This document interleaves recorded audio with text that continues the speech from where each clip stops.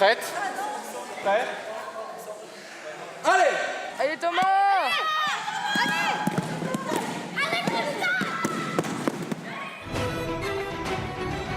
Jusqu'à présent, pour jouer au chevalier, il n'y avait que ça, le béour. Le combat épée-bouclier, aussi bien en AMHE qu'en béour, est réservé aux adultes. Et pour les enfants, on n'avait pas d'offre convaincante là-dessus. Donc on a pu importer ce sport là, qui nous vient des pays de l'Est pour le faire pratiquer à nos jeunes et ça marche très bien. Avec ce nouveau sport, le Modern Sword Fighting, les enfants peuvent désormais se taper dessus à volonté. Ces duels obéissent cependant à des règles précises que font respecter 5 arbitres par combat. Pas de coups sur la nuque, les genoux, ni l'entrejambe. Ici, à chaque âge, on y trouve son compte. Taper les autres. C'est ce qui me plaît dans ce sport.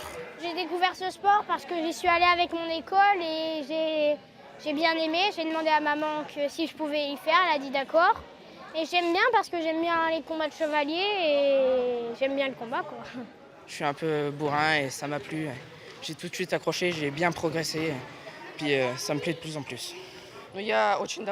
J'aime beaucoup la thématique du Moyen-Âge. Et avec mon papa, j'étudie beaucoup cette période. C'est donc une passion familiale. Quasi invincibles, les jeunes Russes baignent dans ce sport depuis leur plus jeune âge. Ils trustent les médailles aux championnats d'Europe et du monde, normal alors que la présidente de la Fédération internationale soit une de leurs compatriotes. J'ai pratiqué le béour pendant 15 ans. Donc j'ai créé la première fédération en Russie en 2011, car pour moi, c'était important de populariser le combat de chevalier auprès des enfants. Développée dans 22 pays du monde, la France fait encore partie des petites nations avec peu de clubs.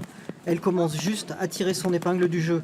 En mars dernier, au championnat d'Europe, elle a remporté 4 médailles d'or et a terminé 4e nation, loin derrière les inévitables Russes.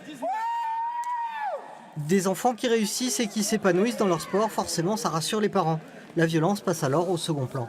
Donc les parents, on n'a aucun souci avec eux. Au début, ils ont peur, ils se disent « Oh là, tape pas trop fort, vas-y doucement ».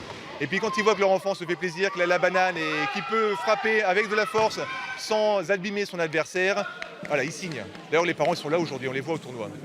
Leur entraîneur, c'est un passionné qui développe vraiment l'activité, qui leur fait faire tout un tas de choses extraordinaires comme le festival médiéval, vous savez, à Montferrand le week-end dernier, qui les a emmenés 2 fois de suite en Biélorussie. Donc voilà, c'est une aventure qu'ils ne pourraient pas forcément vivre autrement. Et puis c'est une ouverture d'esprit aussi à une autre partie de l'histoire et de la culture, une autre approche.